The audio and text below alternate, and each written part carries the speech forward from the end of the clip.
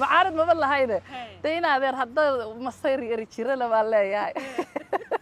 قتشالا أنا ويمكن بنا حيب إسلام بس كله قضية أنا قتشال دوبنا ودحض ويرتيبا إذن أكبر بري هذا ذي جورس لسان وحصاح ده الواد نقطك تي فقشبت جورس تي ده أنا وحن لا يا هاي أنا سجاشن أو SNM كسو كذا أو سوماليلاند درع أي SNM لماذا إذا يقوى تانه malaha dadku warbaahinta waxa uu yaqaanaan dad hay oo lacag fiican haysta shaygii $20 taagnaaba waxa lagu geenayaa $50 iyo $60 waqti salaga odhanaya adiga soo helaye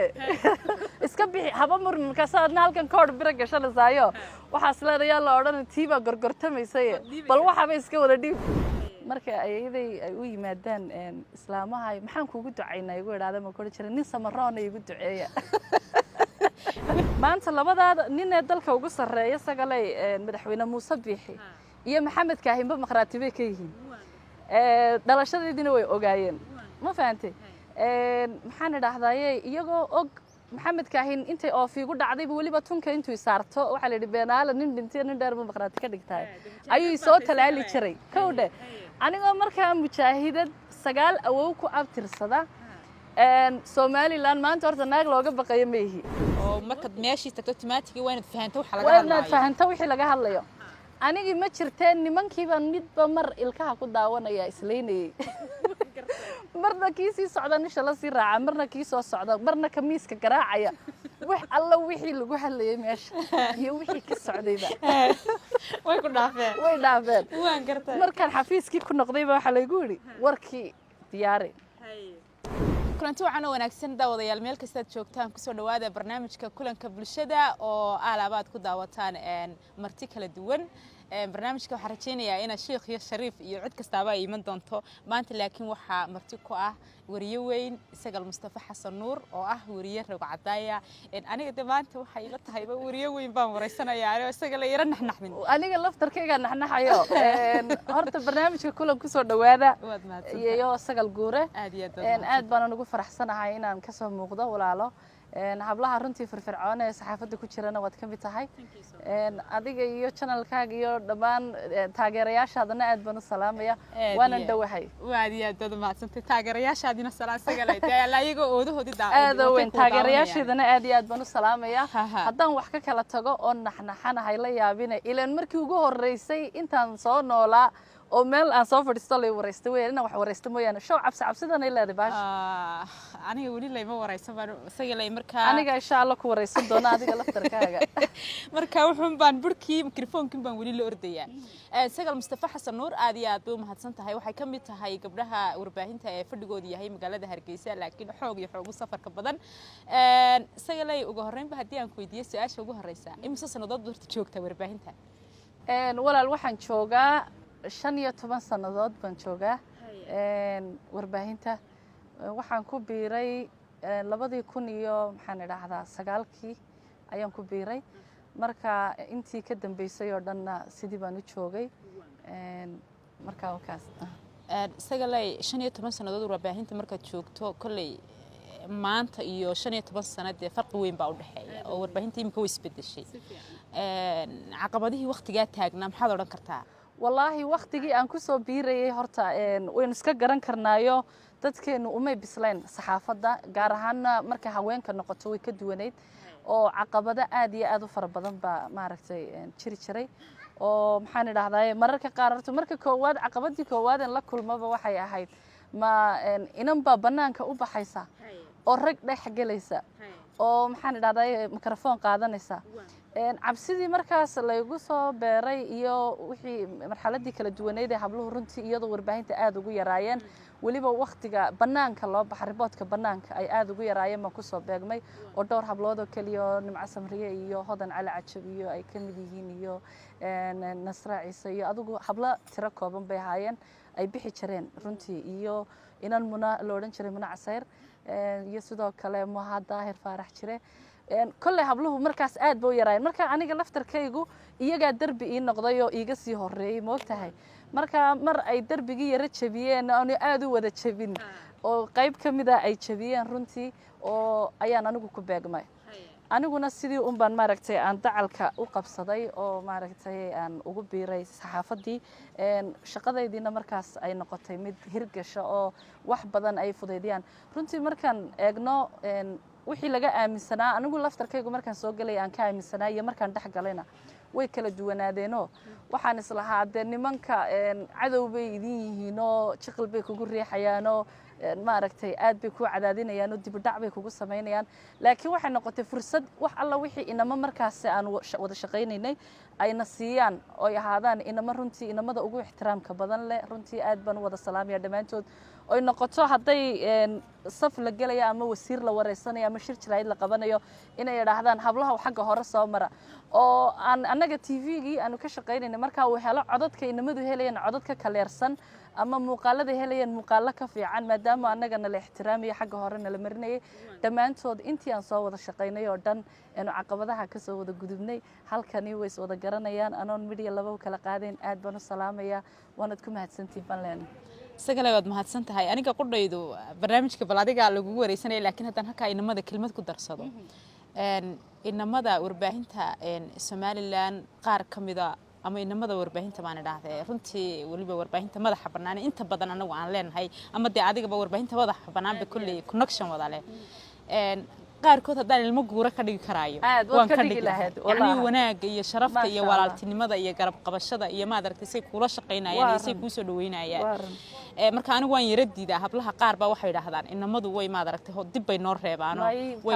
wayna cunsuriyadayaan laakiin waxaan aaminsanayn inaanay wax jira ahayn sagalay barnaamijkeena baynu ku soconaynaa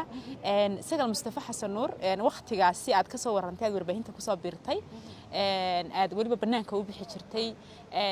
haddii aanan khaldanayn sagal waxay ka mid tahay hablaha ku caan baxay inay banaanka ka soo warato reportka bixi jiray fiyoda waliba waynu soo noqon doonaa markii dambe marka dee warbaahin caalamiga ku biirtayna ila baadiyaha laga dhageystay markii horena dee television weyn baad ka shaqayn jirtay oo Universal TV hablo badan baad role model u ahayd inay banaanka ka soo waramaan anigu koow ka ahay sagalay bal ka waran arrimahaasi sidee bay ahaayeen macaqabad weyn bay ahayd mise والله arrimahaasi horta mararka qaar caqabad dumar ahaan way ku yara qabanaysaa oo markay nafsiyan meelaha qaar maaragtay xoog in lagu galo kale markay mudaharaad jiraan oo kale inkastoo anigu waxa la dhifilay hooyadii bagablanto aan fulayada ayo haddaan xabad maqla ama mudaharaad baan gawadhidaba ka dhex bixi jirin oo aan dhuuman jirayba mararka qaar kuraasida ama hoos kali jiray laakiin inaan taas mudaharaadkaas waqtigiisa ilaaniyo riyaalamiya ha siiraanyo waqtigiisa marka sometimes inaad adoo socdo shaqaynay rabshad la kulanto ama meel buuq oo la isku leynayo kala de lagu tuqaantuqiyo lagu tuuro caqabada aan de badnayn oo fara badnayn mararka qaar adigoo shaqadaadi ku guda jira sida maalin igu dhacday oo kale inaan safar degdeg ah leeyahay anigoo soo baxay xaafadina ku noqon kareenin dad bay maaragtay shil gaari baa dhacay markaas waxa la yiri waa in la baxo marka kaliya waxaan haystaaba intii aan ku labisnaayo kaliya wax kale ma haysto aan kaga soo shaqo tagay meesha la tagayana waa xadka u dhaxeeya Somaliland iyo Djibouti dabadeetana dad qaaday buu ahaa oo fara badan Ilaahay naxariisto bartii baan tagaynaa waxay noqotay dharkan xidhnaa dhar xeeb loogu tala galay maahan meeshuna waa xeeb dar adag baan xidhnaayo waxaan islahaday waad soo shaqo tagaysaa xaafadiini baad hadhow ku rawaxaysaa dadna safar dheer baan sii galay waxay noqotay inay wax waliba igu adkaadaan kaba buuraan xidhnaa wixii dhan inaan baadiyo dirac ka raadiyo dhan kale dukaan raadiyo dacas raadiyo dacas dad xidhatana waxa lagu leeyahay meeshu waa wada masas dabadeetana caqabadaha yararoo de iska maaragtay dumar ahaan iska waliba markaan dareemeed gabar yarahayd taasoo de ku hesho mooyaan laakiin wax sa u sii weyn oo aan oran karo maaragtay way naga hor yimaadeen dhanka familygayga kalena waxba igama hor iman aabahay isagaaba gacantay qabtay shaqo geeyay oo family iska xadaariyina baan runtii ka soo jeedaa iyo hooyadayba iyaduna isoo anba bixin jirtayba markaan shaqada imanayo qaar kamida way diidi jireen familygayga laakiin hooyo aabo way kugu dhiirigeliyeen laakiin iyagu way igu dhiirigeliyeen inta badanna dee gurigu waa hooyo aabo marka way iska jireen qaar familygaayo de maaragtay yara wadaada familygayga oo yara diiday oo yidhi bannaanka ha u bixin waxaad rabta anagaa ku siinayna oo ragga ha dhex gelin markii hore laakiin iyaguna markay arkeen dee dadkii waalidkii kale oo igu taageeray iyo inaanan de wax dhaqan xumaaba samaynaynin iyaguna markii dambe caadi bay iskala noqdeen way iskala qabsadeen marka iyagu qudhooda waxay u jeedeen in maadaama warbaahintu berigaa dee aanay sidan ahayn in wax dee dhaqan ka baxsan wax la samaynayo ceeb ahayd inaan rag dhex gelisay inaan rag dhex gelisay ceeb ahayd laakiin iyaga laftirkoodu si kale igumay diidaynin haddaynu hablaha guriga ku jira iyo hablaha bannaanka u soo baxay isbarbardhig ku samayno Sagal Mustafa waa gabadh dhowr iyo 10 sanadood kusoo shaqaynaysa warbaahintooda wixii oo dhan way la socotaa maxaad oran lahayd wallahi su'aashaasi aad bay u fududahay hablaha markay noqoto horta xishoodku hablaha meel kasta joogaan ama ha soo baxdo ama yaanay soo bixin way ku fiican tahay qaar baa imika odhan doona hablihii guriga joogay soo barasaaraye markaynu nimaadno hablaha bannaanka u baxa waxay la kulmaan dib jir bay la kulmayaan xabaglay la kulmayaan tuug bay la kulmayaan beenaalay la kulmayaan mid wax khiyaameeyay la kulmayaan waxay la kulmayaan siyaasi wax yacni qaybihii kala duwanaaya bulshada oo dhan wixii oo dhan ba agtooday joogaan kadib wixii oo dhan bay fahmayaan biri ka maalin hadduu mid beenaali yidhaa sidaas hadduu mid kale oo tuug yidhaa caynkan waayo way soo baxday wixii bay indhaheeda ku aragto la yaab lama noqonayso waana ogta way ka hortagaysaa war waxaas iyadana laguba soo dhici maayo horta sideedaba hablaha bannaanka u soo baxa raggu xataa wax kale iska daa inay xumaan kale ula yimaadaan hadday ka helaan xataa shukaansi ma aragtay way ka baqaano waxaas idhaahdaan bilay gabadhan ragga bilaydi ku leedhisaayo marka xumaan kale loola yimaada iska daa kii mustaqbalka iyo shukaansigaabay xataa ka baqaanba marka anigu 100% waxaan taageersanahay oon ogahay waliba inay dhowrsan yihiin oo xumaanta iyo wax walba ka dhowrsan yihiin oo ay maaragtay dhan walba iska ilaalin badan yihiin hablaha bannaanka u soo baxa ee bulshada dhexgala ayaha kuwa soo baxa ee bulshada dhexgala ayay 100% yes dhowrsan yihiin oo wax badan waxa jira aanad maanta adigu ku dhacdeen laakiin gabadha guriga ku jirta waxa laga yaabaa hal maalin inay soo baxday libaax afka uga gasho oona wixiiba u duubnayn ma garatay laakiin isagoo kale lama khiyaameyn karo wixiiba waad fahansantay bulshadu nooc kasta ka koobneed hadday sheekh leedahay hadday shariif lahaydna waad la kulanto waad garanaysaa mid kasta fartu qorayo marka taasi waa taa waayahay caanimada laftigeeda markaynu aynagaan weli ka dhex bixin markaad caan noqoto dee dhibaatadeeda way iska leedahay ma kula tahay sagal ahaan inay caanimadeedii dhibaato ka soo gaadhay wallaahi horta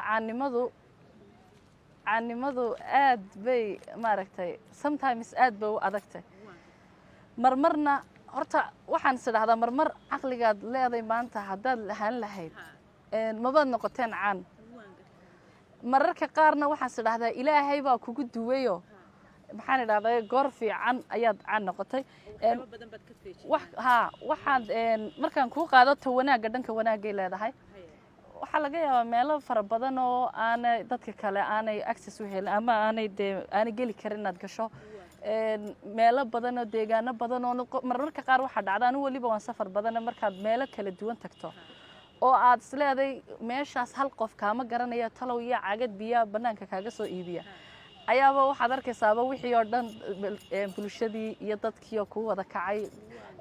ka ku tilmaamaya ka ku shaqaynaya wax kale iska daynanta meesha ka shaqaynayso oo maaragtay ku hagar baxayso oo si aan xataa qolalka kale u hagaajin ku hagaajinaysa markaas oo alxamdulillah markan oo kale way fiicantahay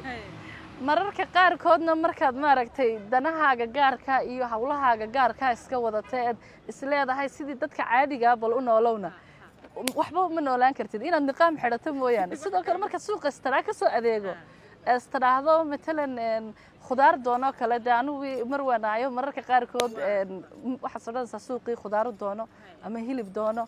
markaas dad bilaa niqaam ku baxdo de suuqi walgu kala jiidanaya markaas saaraysa talow meelaha luuqa iyo mararka ciidaha jiraan buuqa iyo miyaad iska dadka caadiga iska haatid aan lagu garanoo la baayactantida tanaado warkani $20 ma aha $5 iga siiya halka baayac laftigeeda sagalay malaha dadku warbaahinta waxay u yaqaanaan dad hay oo lacag fiican haysta shaygii $20 taagnaaba waxa lagu geynayaa $50 iyo $60 moogtay saa lagu odhanayaa adigaa soo helaye iska bixi haba murmi markaas aadna halkan koodh bira gashanaysayo waxaas leedayaa la odhan tiiba gorgortamaysay bal waxaba iska wada dhiib inta kugu jirta waa dirtayba waagaag xagga dalxiiska laftigeeda sagal waa gabadh dalxiis badan meelo badan oo dunida ka mid ah bay tagtay soo aragtay dawladdu waxay ku magacawday xilkii wasiirkii dalxiiska Soomaaliland wallahi aad baa sagalay u jeclaan lahayo horta anigu waxyaabaha hamigayga dunida ugu jecelahay waxa kamid ah dalxiiska waxaan idhi haddaan baasaboor weyn haysan lahaa dunida malaha meel ii dhinaata maba jirteenba cagmadhigada haweenka noqon lahaa meel kasta waan soo mari lahaa laakiin intii taalkaygu i gaadhsiiyey kolley maan yaraysano maadaama dalkan de in badan aan dhex joogay ilaa maalintan hana qaaday aan dhex joogay waxaan is dhaahdaa si adig iyo dalku aydaan isku nicin maaragtay waxoogaa kolba ka yaro baxo ku soo noqo wixiisa kuugu yaro yeesho gabadh soo yaro degtay iska dhig baan is dhahdaayo ka soo yaro meerayso marka dalxiiska aad baan u jecelahay haddii la ii magacaabi lahaana wallaahi aad bay iskaga fiicnaan lahayd laakiin waxaan ka baqayaa wiigga ugu horreeya markaan dunida dalxiis ku soo dhameeyo xilkaba la iga qaadi lahaa marka malaha dadkii maad xasuusateen oo maad shaqayseen waagaag sagalay marka loo eegayo horta imika sagal Mustafa Xasan de wayna wada ogna waa marwo seedigina halka baan waliba ka salaaminaa marka waqtigii hore laga hadlaayo inagoo caanimadii weli aan ka dhex bixin adiga iyo qof caana weli shukaasi midin dhex mara aniga iyo qof caana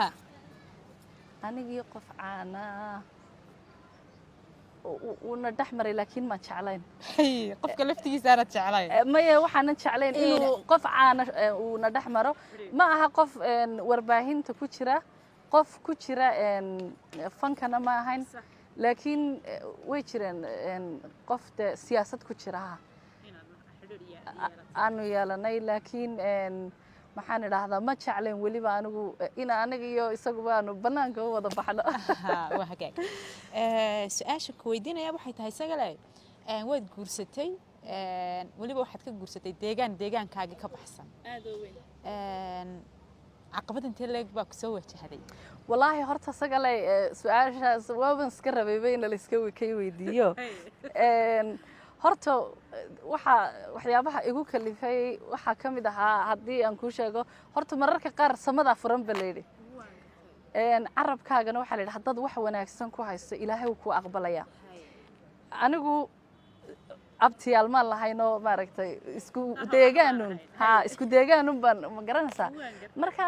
markaan asxaabta yaraantiis raacne qof yidhaahdo xaggaa kalaa iyo abtiya xaggaa kalaa yacni waxaan dareemi jiray cidhiidhi waxaa soo jiray ma adna meel fog ayay kuu noqoto meel fogoo kale abti kuu noqdo ma garanaysaa deetana markaasaan odhan jiray anigu waxaan samaynayaa meel fog baan ka dhacayaa oo maxaan idhahdaa aan ka guursanayaa baan odhan jiray waxaan aad u jeclaa markii hore yaraantii aan odhan jiray ayay korise baan ahay marka ayaday ay u yimaadaan islaamaha maxaan kuugu ducaynaa igu idhaahda ma odhan jiray nin samaroona igu duceeya oo samaroontan aad u jeclaan jiray xidhiidhkayga ugu horreeyana samaroon buu noqday ilaahay amarkiisa intaa markii laga yimaado markaan iska koraynay dee iska weynaaday aan bulshada dhex galay xidhiidhadii ugu badnaayaan sameeyey ilaahay de ma garanaysaa waan weydiistay xidhiidhadii ugu badnaa waxay ahaayeen un deegaano fogfog ma garatay dulbahante ma jeerteen ogaadeen saasubay u kala dambeeyeen moogtay hawiye deetana reerkayga sabraysba kumay noqon markii la yidhi inantii mareexaan baa soo doonanaya waxay idhaahdeen waa dadkii awalba jeclayd maxaan idhahdaa inay meel fog tagtay waa caadi bay idhaahdeen aan iskaga dhex jiri jiray runtiina intii dambe oo dhanna asxaabtaydu ay u badnaayeen anigana xaggaygana kolleyba dee ceebna uma arko guurka kolleyba sidiisaba ilaahay baa doora oo ilaahay baa maaragtay isagu ku shaqale qofku guursanaya ma garanaysaa haddana saasay tahay ilaahay amarkiisa wax xunba kalamaan kulmine soo dhaweyn iyo magac iyo maamuus iyo sharaf intii ka ballaadhan markay dhowr iyo 20 milyan dumaashi ii noqdeen يا 18 دور يلا ما تبين sideedii toban oogayni waxaad ku dartay adigoo afar iyo aad weyn marka maxaan idhahdaa oo deegaan kastoon tagana dee si milge iyo maamuus la leega soo dhaweeyo والله آد بي فرحة برد ويدنا وحنا نركي السجل هذيك بدلان تجيو ده حوج لجوس ودويو تيري واد ولي بتري دانو وحنا هاي قبل دحين تدي تشوك يعني إسكسر دقدقي سفي عن ريبوت لنا آد بنالكم قصة سلامة يا مدح إيو متشابه والله سي ملقي يا ماموس ليسو دويين وأنا بلشدنا ما ركت مركل لقي ما دقف كستابة إنه دولة دي سئية علن كيس ما مشوا دقف كستابة محن رهضايي كي إنه يمادة مركل نقطة دنك صحافة iyo marka siyaasiyiinta iyo waxa laga tago inagu damiiriyaynu nahay aniga wanaad sagalka ka warramay waxaan doonayaa inaan Puntland inagu ku dhex jirnaa wuxuu baadahayd gabadh reerkay ay u dhaxday u tagtay meel kasto oo aad tagto oo dhowr iyo 20 milyan aad sheegtay ay degan yihiin waxaad ka tahay dimaasho baad ka tahay aad baan kugu hambalyeynaa haddaynu soo noqono xagga dawladda iyo Somaliland waliba dawladda inaan xagga Somaliland haddaynu soo noqono in dadku inta badan imka bariyahan dambe waxay leeyihiin sagal Mustafa waxay u janjeersatay xagga iyo Muqdisho iyo Xamar iyo Soomaaliya noqotay arrinta maxaad kaga difaacaysaa sagal wallahi walaalo su'aashaasi sagal guuray horta in badan bay soo noqnoqoto anigu horta ma yihi yani ma jecli inaan dadka u jawaabo hadiya jeer wada aragtay intaan meediyaha ku jiray bil aadankana horta lama wada qancin karo horta sagal Mustafa aan doonaya maanta inaan dadka u sheego kowde sagal Mustafa waxa weeyaan horta aniga aabahay oo dhowriyo 10 jira iyo hooyaday horta aabahay un baa la sheegayo magaranaysa oo SNMT dadkii ugu yar yaraa ahaa hooyadayna iyadoo yar ciidanku ku jira hooyadayna taana qoriga ku sidatay family-gayga marka laga yimaado family Xasan Nuur marka aabahay laga yimaado hooyaday laga yimaado 6 edaa SNMT haayeen iyaguna edaday Ruma Rooda Xasan Nuur waxa qaba Mujaahid Cali Guray edaday kale oo Sucaad Xasan Nuur Mujaahid Nuur Muhintis ba qaba adeerkay uu dhaawacmay uu ilbeelay family-gayga ka daali abtigay xamarji dadku balaa subaka ay yaqaanaan isna maxaan idhahdaayay SNMT buu haayo uu dhaawacmo ka lugtii la hadda uu dhaawacan yahay marka anu Somaliland la sheegaba in aanu gacantayda ku samaystay ama qoyskayga ay ka ulkantay oo laga sameeyay babana haysta maanta labadaada nin ee dalka ugu sareeya sagalay madaxweyne Muuse Biixi iyo Maxamed Kaahimba maqraatibay ka yihiin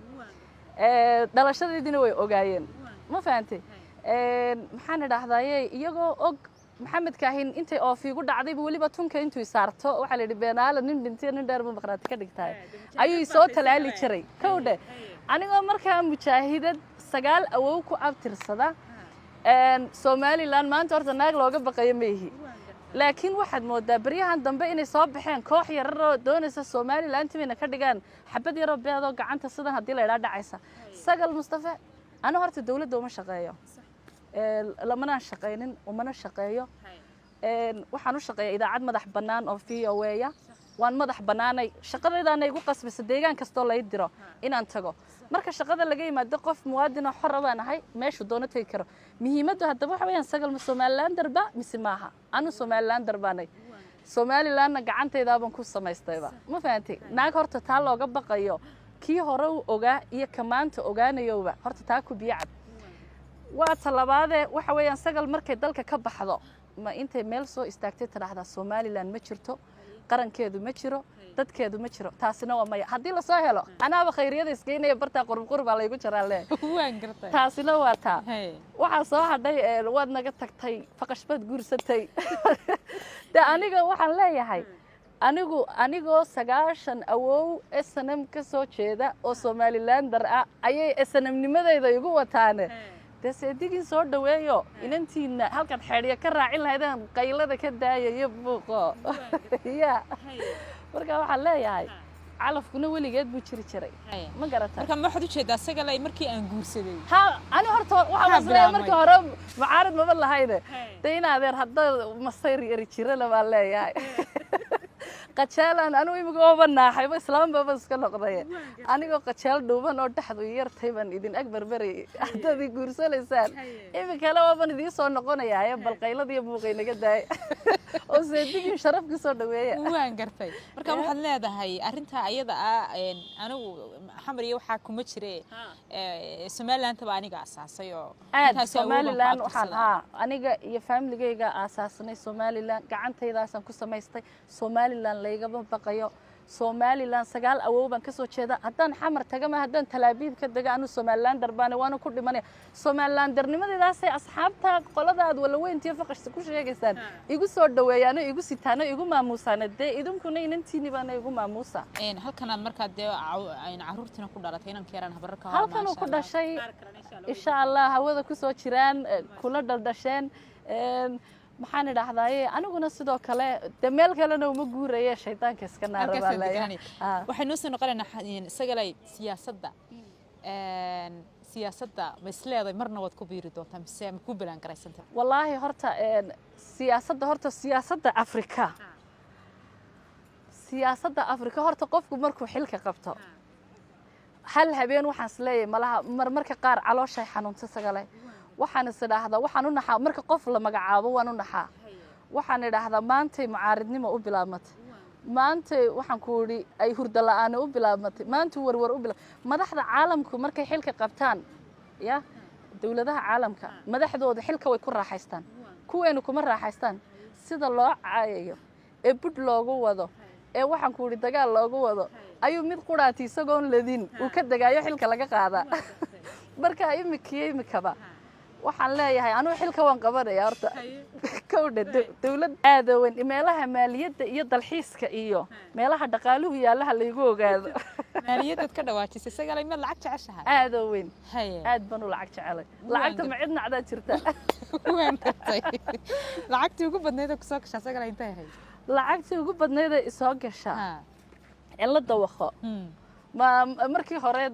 lacagtu jirin intii la yara ladnaa ma hadii labada jeer ba hadda isku darto lacagtii ugu horeysay soo gashaa la dawaqo 10,000 bay ahayd aan gargariiray aan sidii talow matuub ba dhaxda ku sii gali doonta waa markii ugu horeysay lacag markaan dabiidiya ku soo biiraa lacag intaas aan helo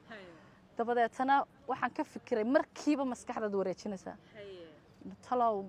ma business baad ka furataa maya talow guri miyay kuu jaraysaa may talow maxaad iibsataa talow kowdhe fakir baa ku dilaya ma saaxanaysid anu waan jecelahay wallaahi lacagta laakiin waxaan jecelahay mid aan ifasahaadin oo maaragtay aan dhibaataynin inaan helo ayaan jecelahay oo maaragtay dadkana aan wax ka taro waliba dadka aadka u jilicsan leh dadka lacagta haysta waxaan leeyahay maaragtay qof walba dhaxana waxaan arkay adigoo bilaabay barnaamij dadka danyarta lagu caawinayo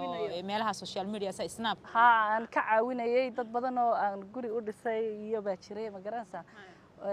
oo aan dad uga soo ururiyay agoomo fara badan oo ciidsiin jiray marka way iska jiraan qofku maaragtay inuu isku dhax wado maaragtay wax walba oo aanad isiloobin oo adduunkan waa 4 cisho dhaldhalaalka aanad isku iloobin way iska fiican tahay ma garatay oo dadka jilicsan caawiso kii baahan kii kale inaad waxba isku dhax wado ma sha Allah sagalay jacayl horta saa isku tihiin Allah miyo gabadha maadaama jacayl baa laygu dhalay waan gartay bluetoothkayga jacaylku aad buu furan yahay si fiican waan gartay وهاجاك سجل مصطفى حسن وحويان قبل فنانين تاي حوق سقولوا يهين هداي تاي هوين كاي هداي تاي رقبة مرك قار سجل وحناركا فنانين تمرك هي سايان أما هي سكلا بقى قادان وأنا يقول هنا مقارا يلين بقى قادانه مرك قار أدوكو لحن كهرينا يوم مدها كهرينا يوم لقمودة بقى أدوكو قفكي هستن لها إنا تهاي هي بس سجل أرنتا كورنا يدا والله هرتا سجلي دنك فنكو إجماع مدنا أو أبوان حسن جني أيدي هوي ولا ليهين أو فنك وانكو سكروا أيدي إيو سجالي أو ولا دشة إيو وحبوا ووضع جبيان ده تنا سكول كمر كان يرا حتى أنتي دمبان حكمة جوري أنا قلفت تركيا أو aan ereyada markaan yaraa iskuulka 5 subaxnimo marka la kiciyo lagu yiraahdo wax akhriso ayaan ereyada isku gegeyn jiray wax iskuulka jecel oo dhanna waxaan sameyn jiray waxaan uga ereyaan u sameyn jiray hebel waad uga ereyada iyagu waraaquma si kala wadi jiray wadnayaal sawir marka fanka horta xagaas igaga soo bilaabmay inkastoo markii dambe hadal la igu bedelay aniga gabayadiyo mikrofon qaado uu igu bedelmay fanka waan iska jecelahay iskuulkayga xataa markii iskuulada yaraantii ciyaalku isku dhacayaan in badan iskuul way garanayaan waan iska yara heeseesi jiray barbaro heesaha waan iskaga fanka waan iska jeclaa waayo muusigan markii hore aan aad inkastoo intii dambe aan iska yara weynaaday yara shaqad noqday aanan aad ugu badnayn haddana gurigaygu ilaa maalintan garaasay recordinga muu maqnaan jirin recordka aad baan u jeclaayo kii nationalka la odhan jiray ku kale waxaba halkaasaan ka dhageysan jiray albanay muu dhaafi jirin yaraantii waxaan xasuustaa iskuulka nus saacaha la soo siiyay intaan urursadaa recordadii yaraaye halka cajalad la geliyay intaan gashado oon dhagaha gashado inta casharadu socdaan ayaan halka heesaha ka dhageysan jiray albanadana waxaan taagnaan jirin stuudiyaasha saan odhan jiray maanta maxaa soo baxay marka iskuulkii iyo casharadii baa adiga heesta ku ahay taas ayaa ahayd aniga wadaga gashan jirtay waagaag sigale waxaan doonayaa inaynu ku soo noqono warbaahinta sad sheegtay dhowr iyo 10 sanadood oo muddo 15 sano ku dhawaad warbaahintii ku jirtaa wali waad shaqaysaayo waxaad ka shaqaysaa laanta af Soomaaliga laanta VOA qaybteeda af Soomaaliga ku hadasha sagale imika inaad maadaama tiri Cabdiraxmaan Cirana waxaan ka sugayaa inuu xil siiyo haddii uu yimaado wallahi kolleyba aniga laftarkaygu shaqadaydu kama madnaanayso haddii aan xil qabto horta waxaan jecelahay dhanka businesska waxaas inaan u wareego ay u badan tahay imikaba laakiin lacalla haday businesska noqoto inaan ku soo daro siyaasadii siyaasi bilaa buuqa buuq laga daba furaynin waxaan aan jecelahay shaqadayda image garaynayso kale sida afayeenka madaxweynaha inaan noqdo gabadhii ugu horeysay ee madaxweyne afayeen u noqoto Somaliland ma garata marka waana shaqadaydii waana xil shaqo iyo xil soo saaran marka codsigaygaasi la waxaan farayaa dawlad kastoo timaada ama ta Cabdiraxmaan ha noqoto ama tu kale ha noqoto tii timaadaba warbal anigu afayeenkii ugu horeeyay ma aragtay gabadha halay xidho booskaas ay si xidhnaado waagaag isaga waxaan doonayaa markii maalintii ugu horeysay war lagu diro maalin waxaan ka xasuustaa maalmaha kamid ah inagoo sheekaysanayna inaad ka sheekaysay maalmaha kamid ah in war lagu diray marka warbaahinta ku cusbay warkaas soo report gareeyo banaanka u soo baxay baarlamaanka bal arrintii ka waran waxay ahayd markii ugu horeysay report baxa banaanka ah dabadeetana baarlamaanka mooshin weyn baa ka jiray deetana mooshinkii baa waxa dhacday mooshinkii ka jiray ayaa anigu waxaan ahaadee inan markaas aad baan u yaraa meeshii shaqa lay diray shaqadii waxa igu cusub waxanoo nina oo intay soo fadhiisteen buuqaya shawarkaba inta meesha la soo fadhiistaa la dhageystaa waxa laga hadlayo waa la qorqortaa waxaas laga hadlay kan kala laga hadlay ma jirto qofka professionalka sideenoo kale imika la qabsadayna already marka meesha wixii ka dhacay uu sii ogay qodobada ku aad qabsanayso way ku tirsayin moodka meeshii tagto automatically waana fahanto waxa laga hadlayo waana fahanto wixii laga hadlayo anigi ma jirteen nimankiiba midba mar ilkaha ku daawanaya isleynayay marna kii sii socda nisha la sii raaca marna kii soo socda marna kamiiska garaacaya